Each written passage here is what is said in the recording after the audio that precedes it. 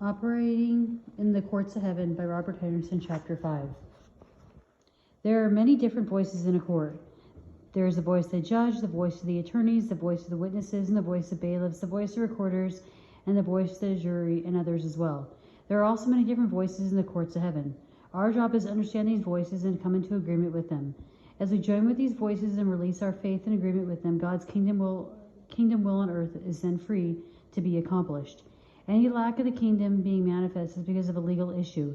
The Father's heart is very clear.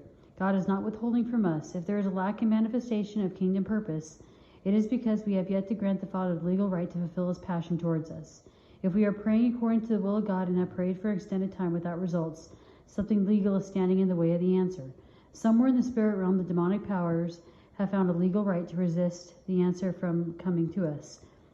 The accuser of the brethren is speaking against us. The answer to this is to learn and agree with the voices of the court of heaven. When we do, the accuser is silenced and we set in motion heaven to be manifest in the earth. You have come to Mount Zion. In order to understand the different voices operating in the courts of heaven, we have to understand Zion. Hebrews 12:22-24 tells us where we have been positioned as New Testament believers. But you have come to Mount Zion, into the city of the living God, the heavenly Jerusalem, to an innumerable company of angels, to the general assembly and the church of the firstborn who are registered in heaven, to God the judge of all, to the spirits of just men made perfect, to Jesus the mediator of the new covenant, and to the blood of his sprinkling that speaks to better things than that of Abel. Hebrews 12:22-24.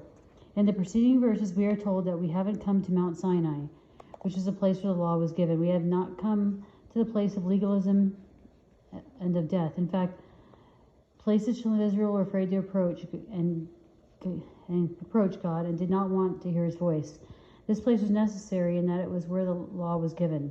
The law served to bring us to Christ, but it was not to be the place where we stayed.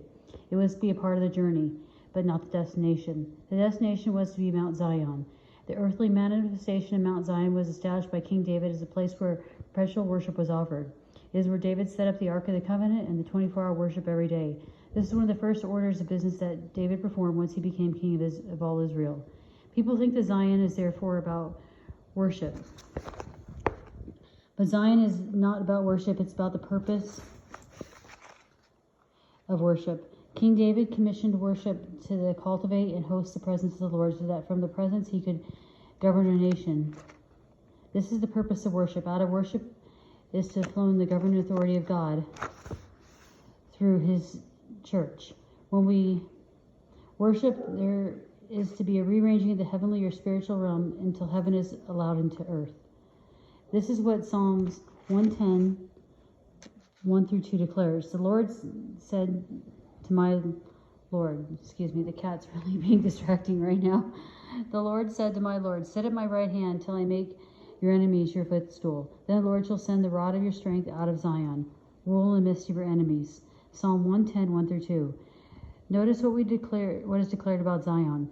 The rod of the strength of the Lord will flow out of Zion and cause the enemies of God to be subdued. The purpose of the activity of Zion is rulership and governmental authority. The activity of Zion is worship that allows the Lord's rod of strength to be wielded against his enemies. When the word of the Lord says that we have come to Zion, it is saying we have come to the governmental place in God. We have been privileged out of a place of intimate worship with the Lord to govern with him. We are no longer at Mount Sinai, but now at Mount Zion, the place of his governing power. Also, please be aware that we are not trying to get to Zion. We have been granted as New Testament believers to be there already. One of the problems with us as the church is that we are still trying to go to a place that we've already been positioned in. If we could simply understand the divine placement of the Lord in our life, we begin to function in faith and see things we have been waiting on begin to happen. Yet so often we are striving to get position we have already been positioned by the Lord and his grace. If we can, by revelation, understand this and begin to function from that place, we will begin to exercise kingdom rule. We have come to Mount Zion.